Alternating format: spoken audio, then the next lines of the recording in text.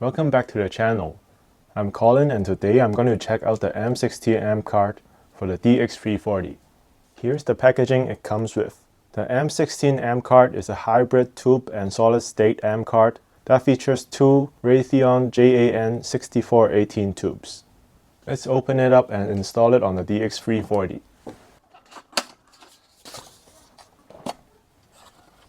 It comes with a warranty card, a screwdriver, and 2 packs of extra screws, and the card itself. And here we have the AMP16 card. Here are the two Raytheon tubes. According to iBasso, the tubes are individually matched and paired to reduce any discrepancies in sound quality between the two tubes. And here we have the back side of the card. The AMP16 features a JRC volume control chip, which I think isn't in the AMP15. According to iBasso, it's a very good volume control chip, and it also reduces the noise of the tubes. Now let's install the card. Before you install the card, make sure that you have updated the DX340 to the latest software. Once it's turned off, we can loosen these two screws at the bottom of the card.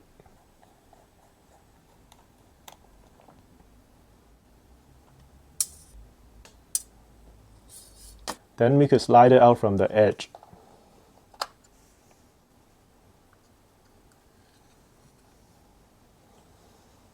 So this is the AMP15 card, and this is the AMP16 card. And here's the other side of the card, the AMP15 and AMP16. I don't see the JRC chip on the AMP15, so it's a feature that only the AMP16 has. Okay, now let's install the card. Just slide it back in.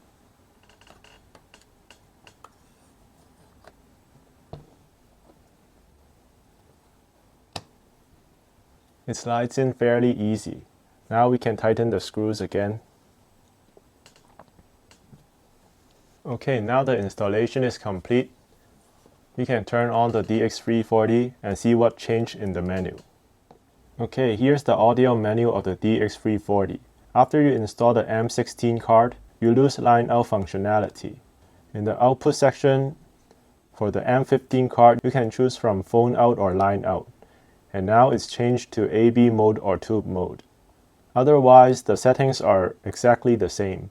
Amp gain, we have the same 3 amp gain settings, and DAC gain is the same as well, as the DAC chip is inside the DX340 and not in the amp card.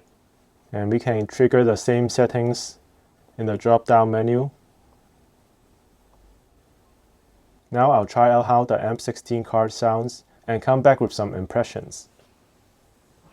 So I have been running in the AMP16 card for about 24 hours for the tubes to settle in. I've listened to it for about 3 to 4 hours. First of all, changing between tube and AB mode takes about 2 seconds before the sound kicks in again. I don't hear any tube noises when walking with a DX340 in my pocket. The background noise is only very slight with some sensitive IEMs in low gain mode. So overall the usability is very good. Now let's talk about the sound. In my DX340 review with the AMP15 card, I said it sounded more chill and the attack is more gradual. It's super detailed and has great layering, but the sound can lack a bit of excitement. Comparing the AMP16 with the stock AMP15 card, the sound is very different. The first thing that caught my attention is the bass. There's more bass quantity and it hits harder. It brings more excitement and makes the music sound more dynamic. But in terms of bass texture and resolution, I still think the AMP15 is better, though it's flatter in the bass region. Another obvious difference across the two cards is that the AMP16 sounds more upfront. Vocals, instruments, everything just sounded a bit more intimate. That said, I think the soundstage width of the AMP15 is slightly better. Now let's talk about the difference between AB and tube mode. As I said previously, the AMP16 sounds more upfront, and sometimes vocals can sound fatiguing depending on what you pair it with. Having tube mode on takes away some of the edginess and sibilance in the upper mids. It also increases the tonal weight of vocals, making them sound more fun and colored. There's also a slight increase in perceived soundstage depth due to harmonic distortion. Overall, I would say the difference between tube and AB mode is definitely noticeable, but not as large as a difference in swapping from the AMP15 to 16 card. After trying it with different headphones I have, I tend to like AB mode for the Bayard T1 3rd Gen to brighten things up. Using the Fostex T50RP and the Ziget Arete, I like the tube mode a bit more as they are a more studio monitor sound. In summary, swapping the AMP16 card will definitely change the sound of your DX340, but whether you like it or not, it will mostly depend on your preference. Personally, I like the AMP15 for jazz, classical, and more acoustical stuff due to its great layering and separation, and slightly wider soundstage. For metal, rock, EDM, and pop, more dynamic stuff, I like the AMP16 more due to its more dynamic and upfront sound.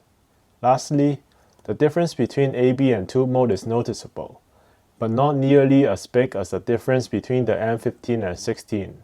The AMP15 sounds more resolving and clinical, while the AMP16 sounds more dynamic and exciting.